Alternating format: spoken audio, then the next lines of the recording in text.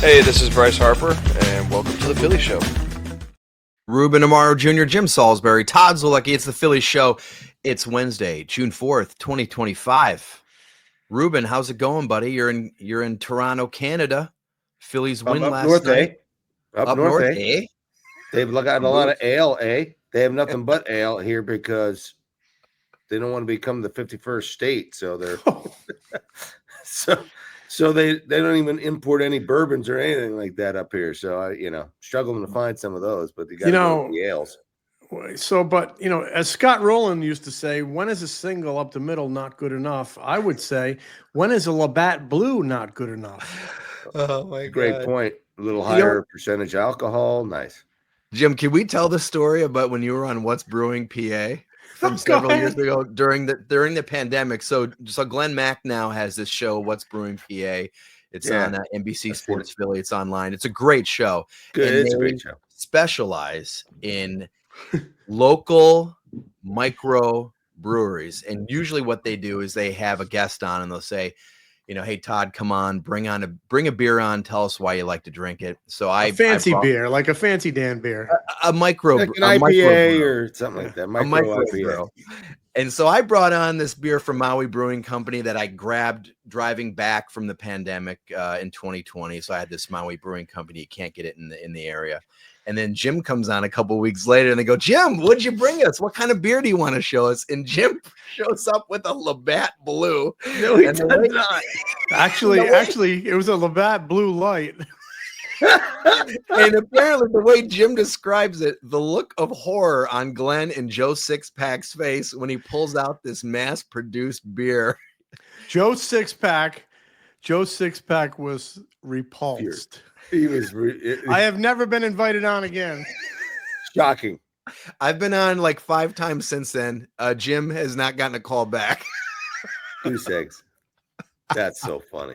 When is a Labatt Blue not good enough? On What's Brewing, I guess. So funny. You like a nice Labatt Blue. So great. It is a good beer, but nevertheless. I'm not a big beer guy. I finally had one yesterday, a little a weedy type beer that was a microbrew, but it was good. But it's like not my bourbon. thing. You like your old fashions. I get it. So do I. Correct. So one of the categories on Jeopardy last night was about whiskey. You guys would have loved it. Oh, really? Yeah. Fiddlesticks. I like that. I like that. Well, Jim Rubin, Bryce Harper comes back Tuesday night in Toronto, first game back. Bryson Stott starts the game off with a 4-pitch walk, I think, right? And then Trea Turner homers, and then Bryce Harper comes up and hits a big home run in his first game back, gets a couple walks. Could use a guy like that in the lineup. Immediate impact.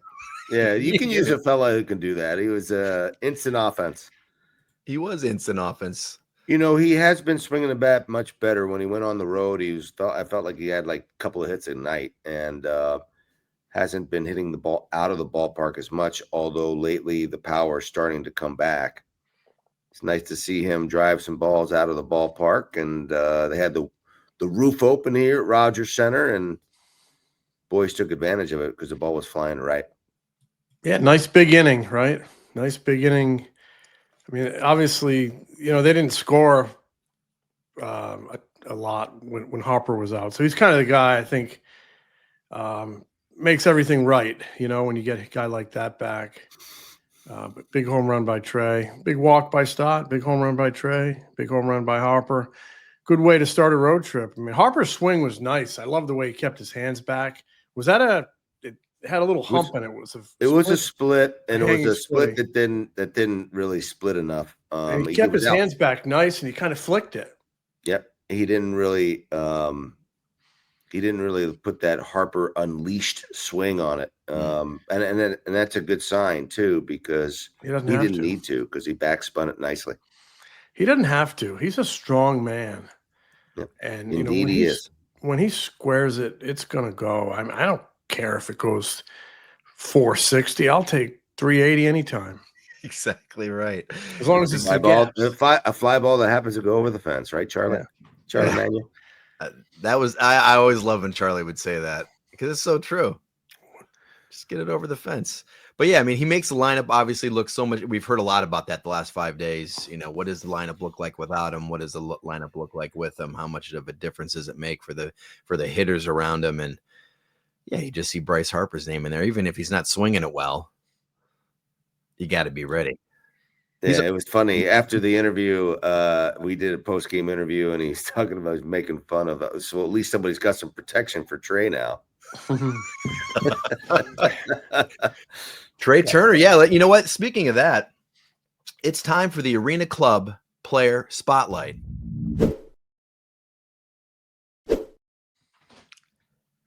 Guys, we got to talk about Trea Turner, right? Trea Turner hits 2 home runs on Tuesday night in Toronto. First one was an opposite field, 2-run homer in the first inning, gave the Phillies a 2-0 lead. And then he hits a 2-run homer to left in the 8th inning to give them an 8-1 lead. Nice day for Trea Turner. I mean, he keeps it rolling. So I was looking at these numbers the other night, or last night after the game. Trea was hitting 217 with a 612 OPS in 18 games through April 18th. He was really struggling. We heard a lot of, oh my gosh, what's this guy going to, where's he going to play? He had to move him off a shortstop. We got him for 10 more years. Yeah, 10 more years, blah, blah, blah. Since then, Trea Turner batting .341, 6 home runs, 24 RBIs, and 898 OPS. That's his last 40 games. 6th in baseball in hitting in that span. 17th in OPS in that span. He has a .386 on base percentage, which is 23rd in baseball. He entered Tuesday, or I should say he enters Wednesday, 6th amongst all shortstops in baseball in WAR, 2.1 WAR. That's in Fangraphs. He's been pretty good. Really good. So when I hear you say that, Todd, what really resonates with me is April 18th. Like, there's so much impatience now in baseball that didn't used to be here. Yeah. The season hasn't even begun, barely. I mean, if it was like, a race, they just left the starting blocks. They've made 2 or 3 strides. But we just start analyzing stuff right out of the gate when it's freezing and it's mud season and it's cold. This is a long-term thing. And April 18th, the season hasn't even begun. And hearing those numbers, you got to let a guy get going a little bit, what I'm saying. But hearing those numbers since April 18th, I'm thinking, is he in Atlanta in July for the All-Star game? I don't know. Why would he not be? I guess maybe some of the defensive woes will pull him back a little bit. But offensively, it's an offensive-minded game now. Why would he not be? Who is how many? I mean, Lindor is the other shortstop. I mean, I don't really know. Geraldo Perdomo, maybe. I'm not saying he's starting, but he might be departing for Atlanta. And it's like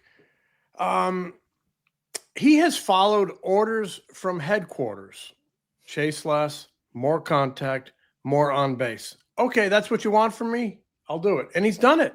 And steal more bases, which he's done steal more too. Bases.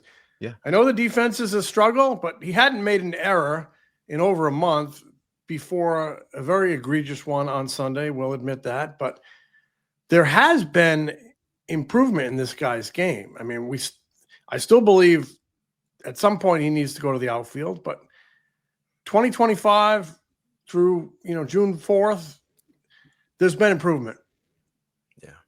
Yeah, defensively. I mean, do you think? Just the eye test. I mean, he's played a better shortstop. I'm not saying he's a lead or anything like that. Maybe he's league average, at best. I don't know, but I feel like he's played a overall better shortstop. Obviously, the error on Sunday was a huge error, and he acknowledged that after the game. He said, I feel like I've played better shortstop, but when I have made an error, it seems to come in a bad spot. But offensively, you can't argue with what he's doing at the top of that lineup. It's pretty impressive. Yeah, he's being very Trea-like. I mean, it's the reason why they got him, because he's pretty damn dynamic offensively. And it's nice to see him driving the ball the other way. He would have had another triple if he had not smoked the ball right at Vladimir Guerrero. I mean, Vlad Jr. made an unbelievable play on him. Shoot, he would have added, have a chance for the cycle maybe even. Yeah, he's been tremendous. He's been hot. Hey, Ruben, quick question. I have not been to that ballpark since they reconfigured it. Is it looking like it really short to the alleys in center field? I mean, they lowered that wall. They reconfigured the outfield a little bit, the wall, right?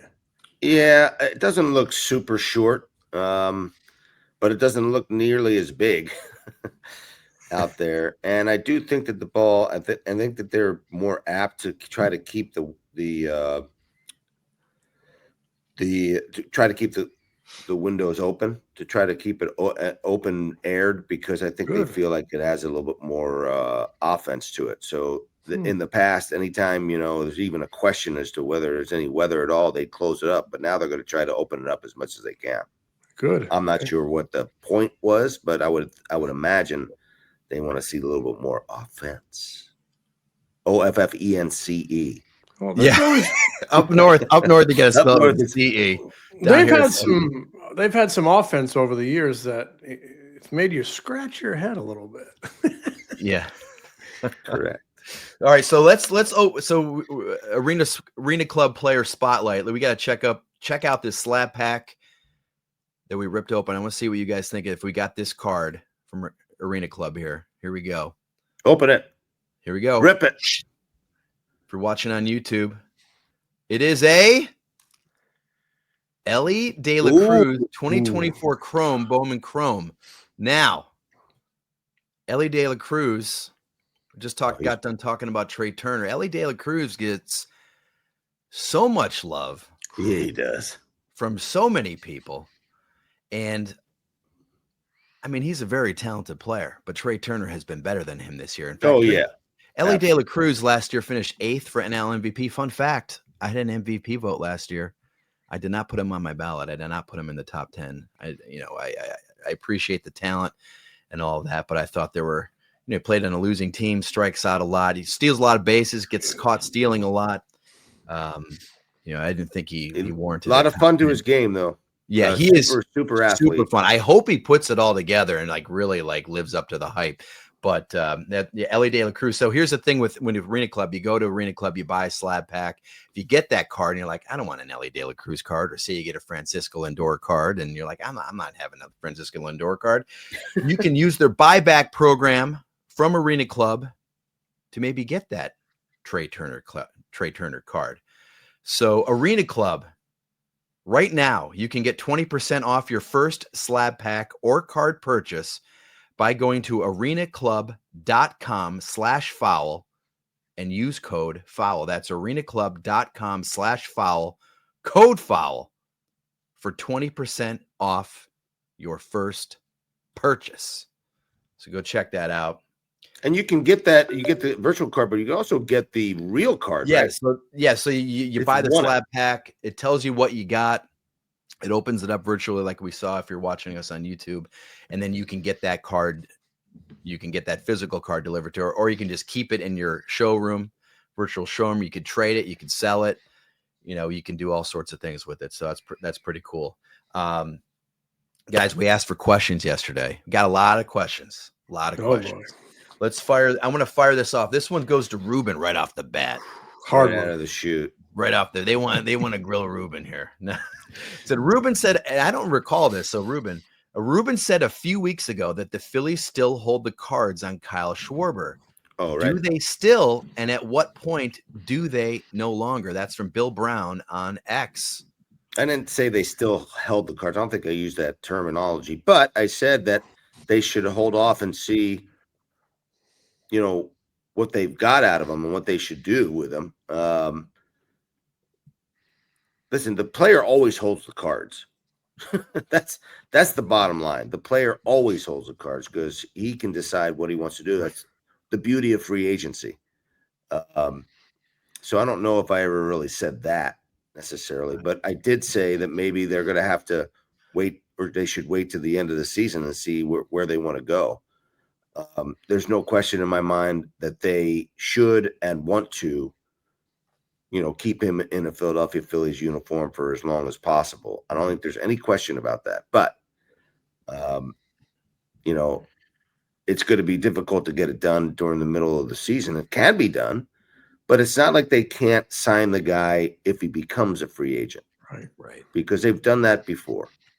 And to be frank with you, I don't know if there's that many teams out there that will want and to sign a guy to this kind of money as a DH who is in his, approaching his mid-30s. I mean, you're talking about a very limited group of teams that are going to be able to, one, who want to keep him, two, who will be willing to pay that kind of money, and three, can pay that kind of money. Mm-hmm. I think the Phillies will be one of those teams, clearly. Just dovetailing off that real quick, you say, wait till the end of the season to see what they want to do.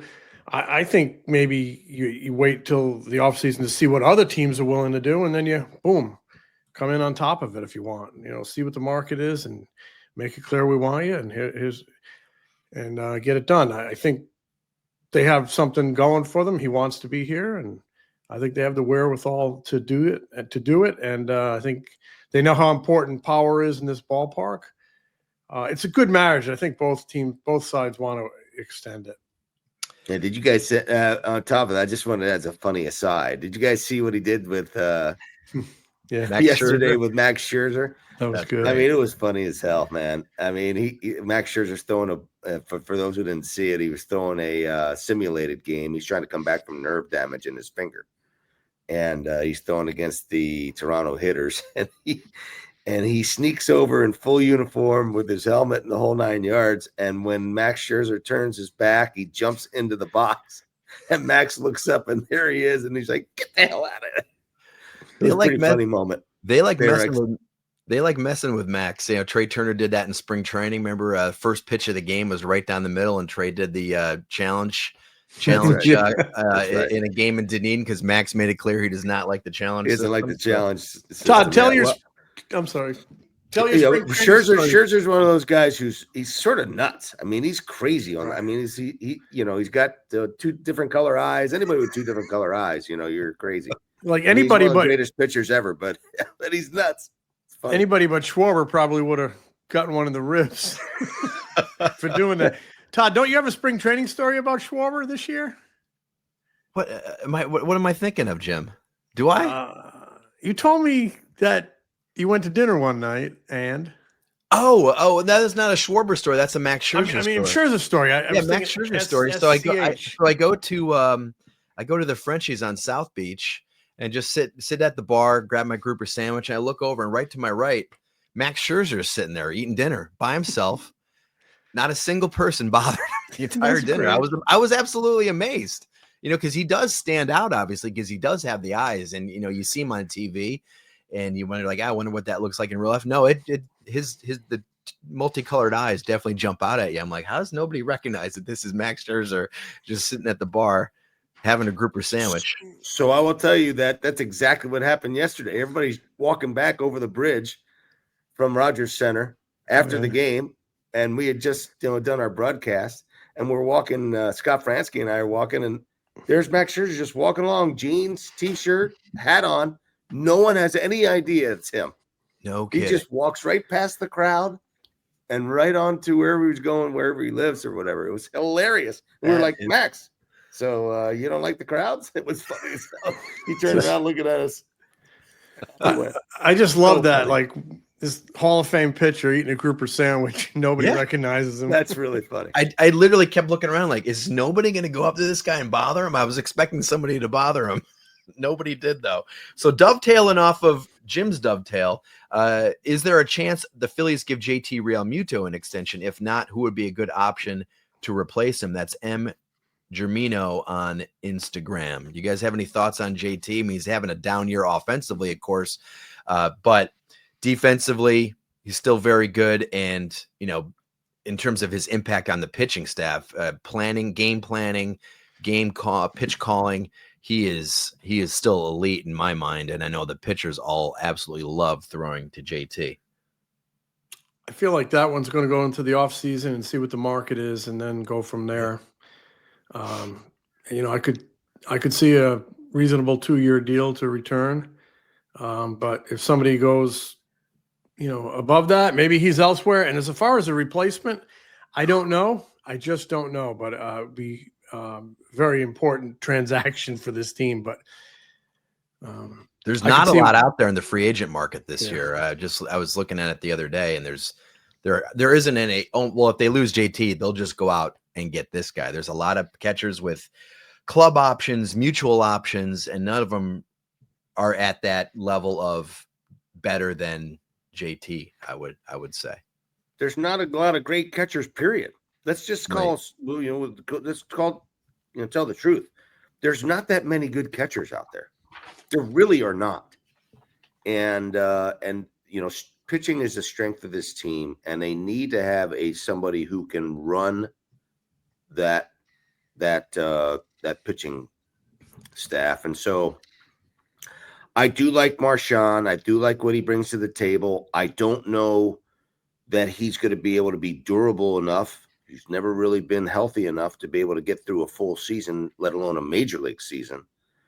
Does he have the tools to be an everyday catcher? I think he does, because I do believe that he receives well, switch hitter. He's got a pretty good swing. He's not getting a lot of reps, so you don't really know what kind of hitter he's going to be based on what you've seen so far. But that's a very risky move to allow a guy like this, who's so important to the team, to run that staff. To me, I think you're right, Jim. I think you wait to see what he's going to wait to see what the market's going to bear, and then got to go from there. But I'd like to try to keep it to a 2-year deal. Keep it short, because Tait's coming. Tait's coming, but he needs time. He's an A-ball. He's young, 18 years old. I like Marchand. I like the tools. Me too. I like the guy.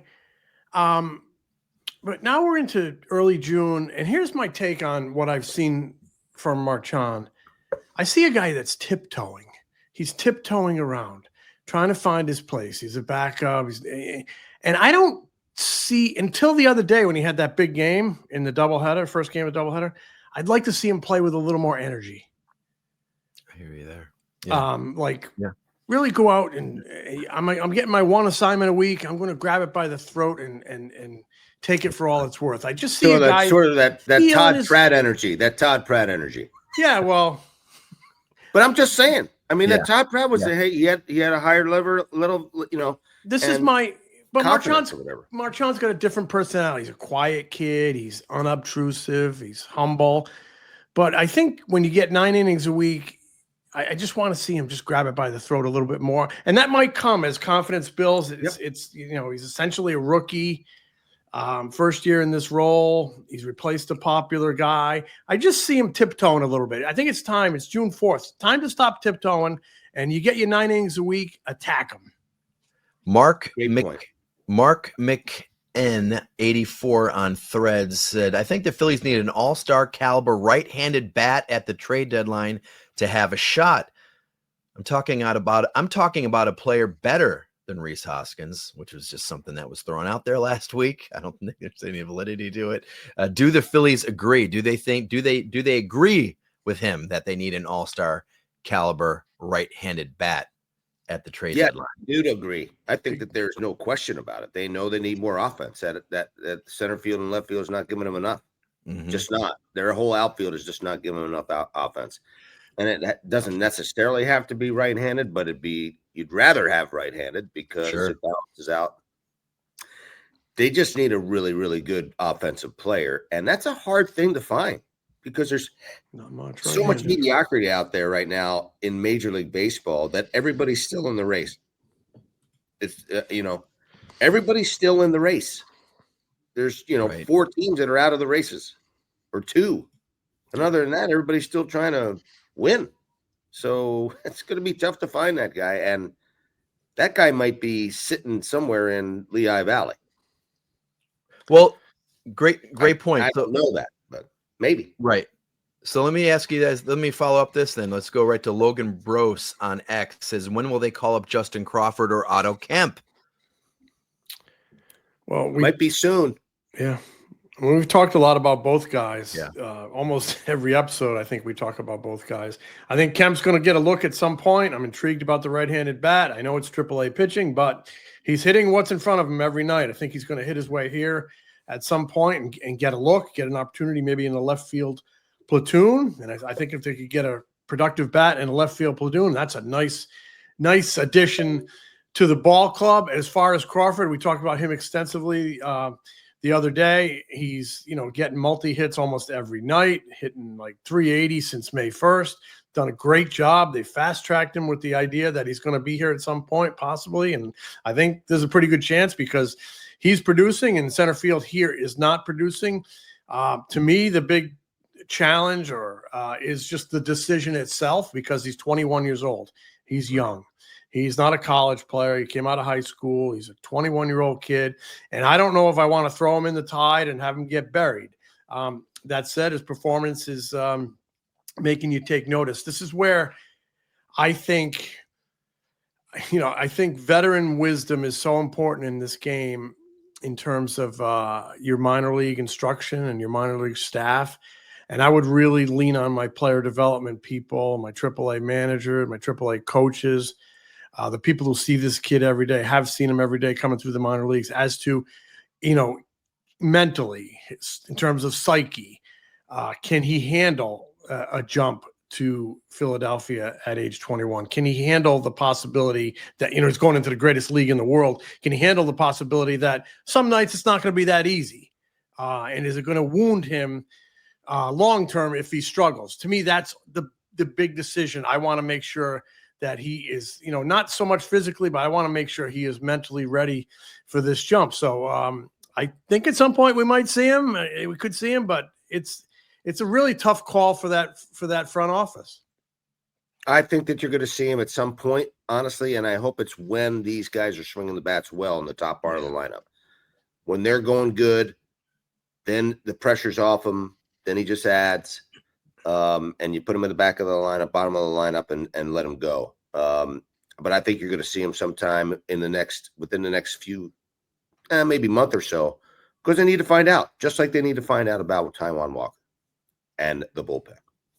Max, we're talking a lot about center field. Max Kepler, guys, since he had a 3-hit game in Chicago in late April, since then, 30 games, he's batting 179 with a 630 OPS. I mean, so they're not getting much of anything in left. He's having some good at bats, but they're not coming to fruition. He's not, and he's an outstanding left fielder, man. I love the left field defense, which is important because the center field and the right field, even though Castellanos has played much, much better, he just doesn't cover a ton of ground. Right. And their center fielders, when Rojas is not in there, Brandon Marsh isn't covering a ton of ground. So the defense is still important, especially the ball in the air, man, for these pitching staff.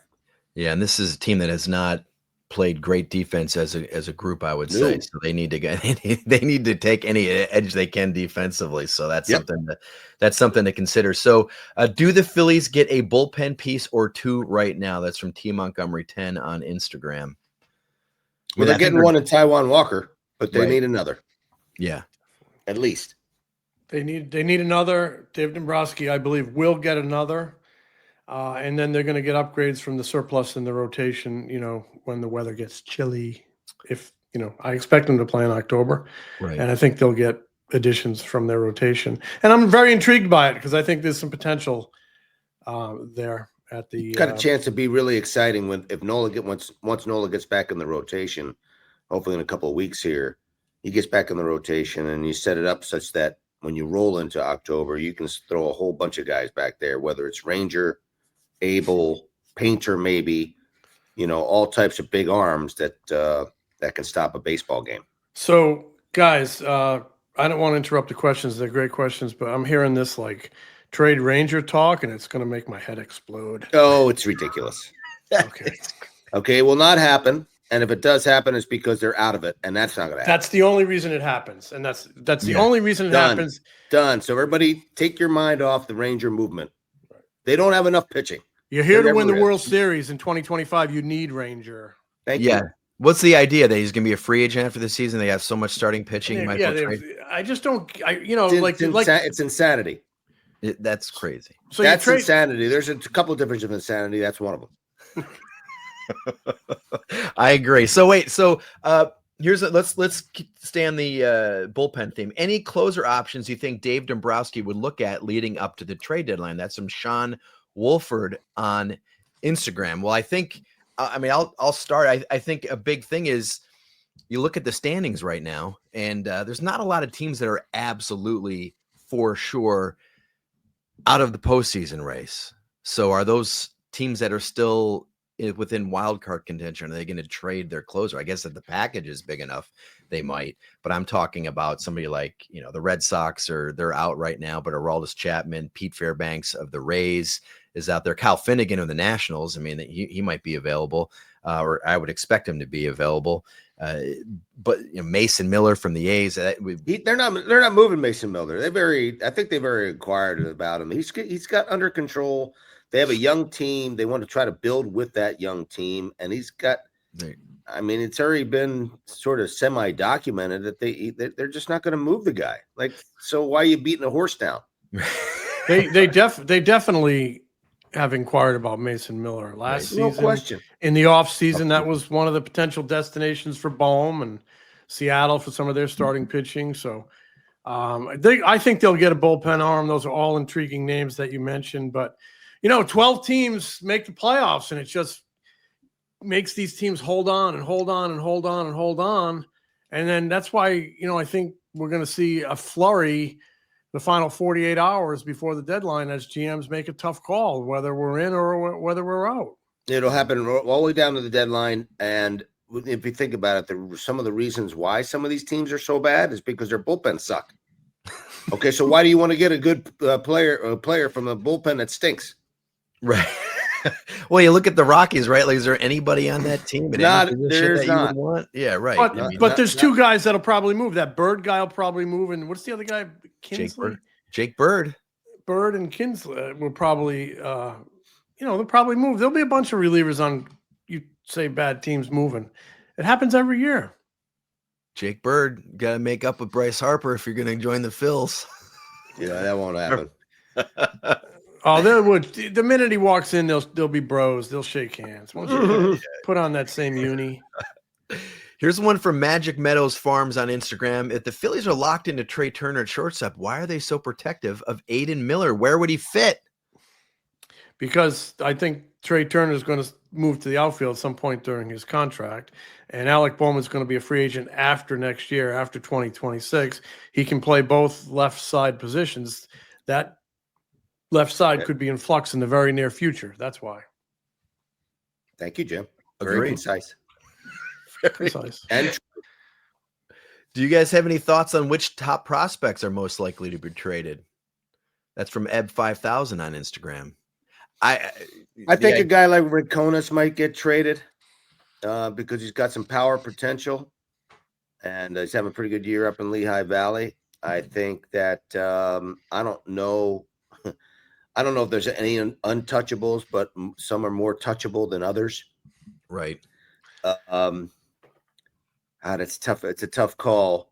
But when you start talking about the Crawfords and the Abels and the Painters and the Millers of the world, God, you got to be awfully careful because you want to try to sustain this organization for a long time. And you better be right when you make those trades when you move those guys. You better not miss. What do you think, Todd? What about a guy like Arun Escobar down in Clearwater? I think he was definitely be moved, and he's going to be. He's a really good looking hitter. That's my brother's. My brother represents him. Arun's been outstanding. Wow. He's brother Luis represents him. I think it's Beverly Hills Sports Council who represents him. And I talked to Ruben. I talked to Luis about him, and he loves him. Thinks he's great, and the kid can really hit. I talked to Charlie Manuel about him, and he loves him. Loves him. Loves. Loves. He actually put a name on him the other day. I'm a little reluctant to say it, but he said, "Yeah, he kind of reminds me of Bill Madlock." I remember Bill Madlock as a kid. Why would you be reluctant to say that? Well, I mean, expectations, pressure, all that stuff. But Bill Madlock was a pure hitter, batting. He was raked. I feel like he won I feel like Bill Madlock won a few batting titles, as I recall, back in the late 70s, early 80s. He raked. He did win batting titles, and You know what's really funny is coming into the season, in the off season, and even last year, we're like, Mick Abel, trade chip, hasn't put it together yet. Now I've gotten so greedy, having seen what I've seen in this turnaround of his. I don't want to trade him. I want to make him and Painter pillars going forward of that rotation. Right. Me too. I mean, listen, they got long-term contracts on a couple of guys who have a little longer of tooth. They're losing Suarez. They need depth. I mean, if they're gonna, like I said, if they're gonna move any of those guys, you cannot miss, and you got to have some control of those players. Mm-hmm. So if Abel moves for like a bat, for instance, an all-star bat that someone's looking for right hand, that son of a gun better be around for the team for a while. Ruben, I want to ask you this. So when you made those trades in 9, 10, 11, the offseason trade for Doc, none of those guys really came back to haunt the Phillies. I mean, Carlos Carrasco eventually became something. Travis d'Arnaud became a good player. He became like a league average, maybe a little above a league average catcher, but none of those guys came like, oh my God, Kyle Drabek is just haunting the. We did very well. I was going to ask you though, like, is that did you just really, really know those? Was that just luck? I mean, because you had to trade talent to get talent, and you did at the time, but did you just get lucky, or is that just really knowing your players in your system? In other words, I think it's a little bit of both. I mean, I think we knew our players in the system pretty well. When we moved we did the Cliff Lee deal. None of those guys, they were all decent players and they were sort of close to the big leagues, but they were more close to the big leagues in being high upside players. The Donalds of the world and the catcher that Lou Marson, premium position, but we weren't, he wasn't going to be necessarily an elite number one catcher. But there was that kid, that pitcher, Jason Knapp from New Jersey, who threw hard. Knapp was probably the best overall prospect, and he broke, sadly. Yeah. And I felt badly for him, and I felt badly for Cleveland, actually, because you want to make a deal that's equitable. Right.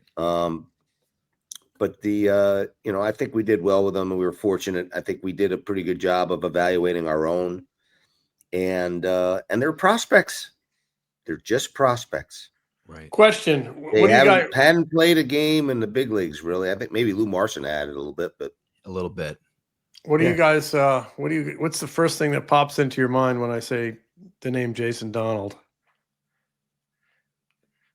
He got the thing, I think, didn't he? I don't know what. Didn't he have trouble with the throw? He had some trouble. The first thing that pops into my mind is he was the base runner the night that Galarraga from the Tigers lost his perfect game on that bad call, and Jason Donald ran across the bag knowing he was out, and you could see the look on his face. Jim Joyce was he the first baseman? Oh, that's it, Jim Joyce, man. That was a tough day because he's a great guy. Tough day. He broke down and cried afterwards, man. I mean, he knew he made a mistake. It's awful. It's a shame. Awful. It's a shame. But Jason Donald was the base runner, and I did not know that he hit the ground ball. Yeah, he was the base runner. He crossed the bag, and there was this look of disbelief on his face. It was. I'm sorry, I digress, but that's what I think of when I did not know that. I also think you're a great historian, Jim. Great historian. I think I remember Jason Donald hitting 2 bombs in Dunedin one day too. So let's. I think he did. Let's do a couple more questions right after these words. By now, you know about Arena Club. Buy, sell, trade. Open up slab packs to get a card that you don't think you could get usually, but the Grails will tell you that, for example, there's an Aaron Judge rookie card in this week's slab packs, so make sure you check those out. No doubt. Those are what you want, the Grails. Mm-hmm. Aaron Judge Grail is awesome, graded, traded if you want, tell you how much it's worth, whatever you want to do, and I'm a big Michael Jordan fan with my 23 shirt on. There's a Michael Jordan Grail in there that I'm looking forward to try to get. 20% off your first slab pack or card purchase at arenaclub.com/foul. Use code FOUL. All right, so let's do this one. This is from Strauss Nation on Instagram. Who is one player from the Phillies past that you'd want on this year's team? I mean, Brad Lidge, 2008 would be pretty good. Pretty good right now. I tend to lean towards like a position player, like an elite. I'll take a Pat Burrell, man. I'll take a Victorino. That's a good call too, but I'll take a Pat Burrell. Victorino's a good one. In that position, center field.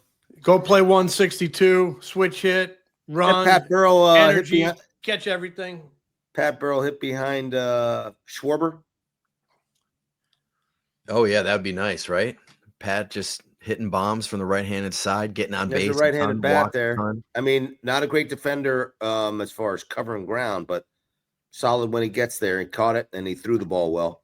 Yeah, I all three of those guys would help this. They'd be squad. helpful.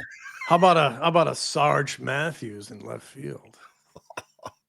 That'd be I'll fun. take a Sarge. High energy. Loves the spotlight. Likes to win. Time to play for the show. It's the show.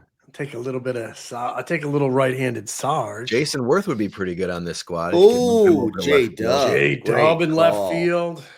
Great call. High That's on a base. good question. Sees a ton of pitches. I love that question. Run. Great question. Great defender. Yep. I'm staying with Jason Victorino. No questions asked. No questions asked. That's great. I see what you did there. So here's one. A big fan of the podcast. Question for Ruben. I found your 1992 Leaf Gold Edition baseball card. If I send it to you with a self-addressed stamped envelope, would you autograph it for me? And where would I send it? Thank you. That's from Brian Klinger via the PhilliesShow.com, where you can get your Phillies Show t-shirts at the Phillies I sign Show. all my fan mail, all of it, all the time, every time, and just send it to the ballpark at Citizens Bank, and it'll get to me somehow, some way. There we go. So we got it, guys. It's our second show of the week, and we got Shibe Vintage Sports is doing another giveaway. We've talked about this. They're doing a giveaway for several more weeks of giveaways. This week, if you're watching on YouTube, you can see it right here. It's a Philadelphia Phillies 1949 Royal Blue two-tone hat with the Fightin' Phillies patch. Now, this is an exclusive for Shibe. You can only get this at Shibe Vintage Sports.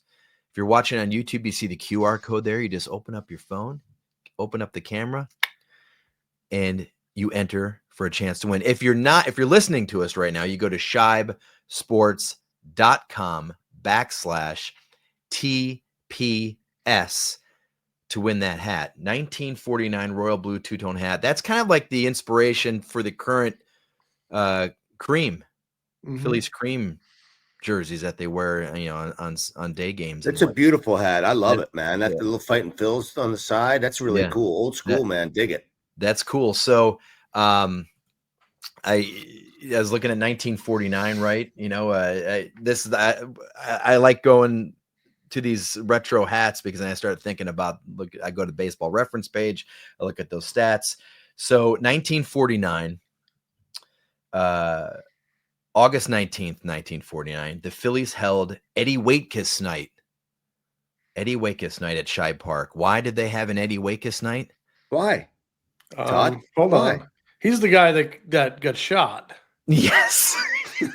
Oh, that based the movie on him, right? The Natural. Yeah, the Natural on that scene. Yeah. So they had an Eddie Waitkus night on August 19th, 1949 at Shibe Park because it was his first time in uniform since being shot.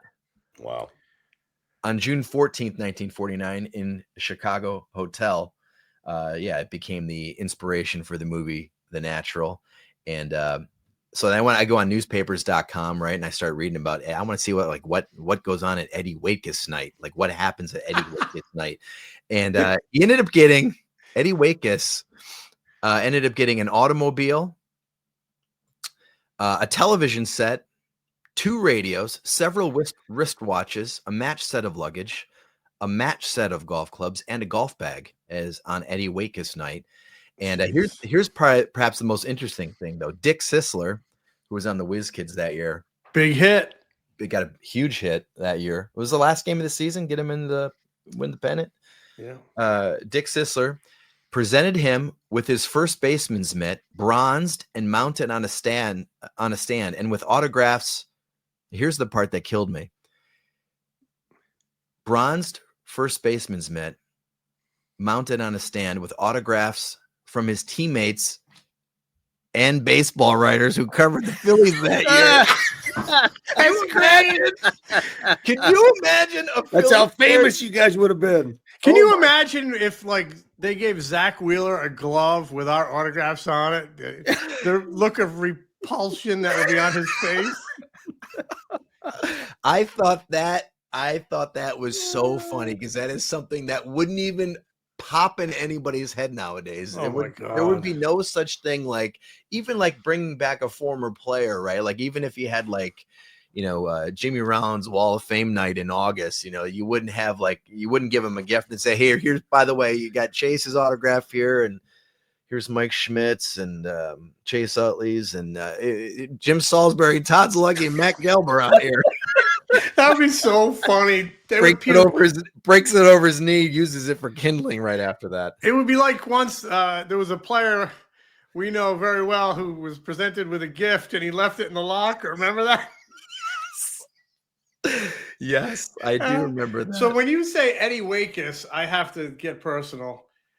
My dad told me many, many times his first glove as a kid was an Eddie Waitkus model. Oh, that's awesome. It had Eddie Waitkus's autograph in the pocket. It was probably early 50s. That's pretty cool. Yeah. Yeah, he was Really the first cool. baseman in the 1950 Whiz Kids. So, Yeah. So there you go. Speaking of gloves, how about the kid Davis Schneider? That's a And great the story. Blue Glove. That's a great As soon as story. I saw that picture last year, I recognized that glove immediately because Vuk had a very distinctive VUK block letters. I knew whose glove that was immediately. And then when they Davis said, Schneider, found he was working out in a facility in I guess in somewhere in Jersey near Voorhees, where Vuk was from, and he found this glove in there. It looks like a kind of a cool glove. Said Vuk on it. He didn't even know whose it was, or didn't even know who John Vukovich was. I don't think. my God. Gets the glove, uses it, and then Vince, his son, sees it in a game. Yeah. And they start talking to me, and it was like, oh my God, that's my dad's glove. Kind of crazy. That is very cool. cool. His nickname, so David Schneider's nickname became Vuk. That's great. That is Which is awesome, honoring the man that we love and miss. So I remember one day going to watch Vince Vukovich play for the University of Delaware. He was a hell of a hitter. Good little hitter. Center fielder, went and got everything. And I went up to Rider University and watched Vince play center field for the University of Delaware. And the catcher that day was John Schneider, who is the manager now of the Toronto Blue Jays. Oh, wow. That's cool. Yeah. That's very Pretty cool. cool. All right. So we still have the QR code on the screen if you want to enter to win that hat from Shibe Vintage Sports. If you are not online or not watching us on YouTube, you can go to shibesports.com/TPS to enter. Oh, yeah. Last week's winner was Jonathan Ramirez from Nazareth, PA. So congratulations. Hey, nice going, Jonathan. He won the hat last week. Shop Shibe Vintage Sports for all your throwback Philly gear and the best gifts for Father's Day. Father's Day is just around the corner. Visit their 4 locations around Philly or online at shibesports.com. Thank you, everybody, the questions we got this week. We got a lot of great questions, and we'll be back. We'll be back on Friday. Smell you later, boys. Smell you, Jim. The Philly Show is brought to you by the Foul Territory Network. Subscribe to The Philly Show on YouTube and wherever you get your podcasts. If you like us, give us a review. Follow us on Instagram, TikTok, X, Facebook, and Threads. Find Ruben's analysis before, during, and after Phillies games on NBC Sports Philadelphia, on the Sports Radio 94 WIP Morning Show, and MLB Network. Find Jim at allphly.com. Find me at MLB.com, the Phillies Beat newsletter, and MLB Network.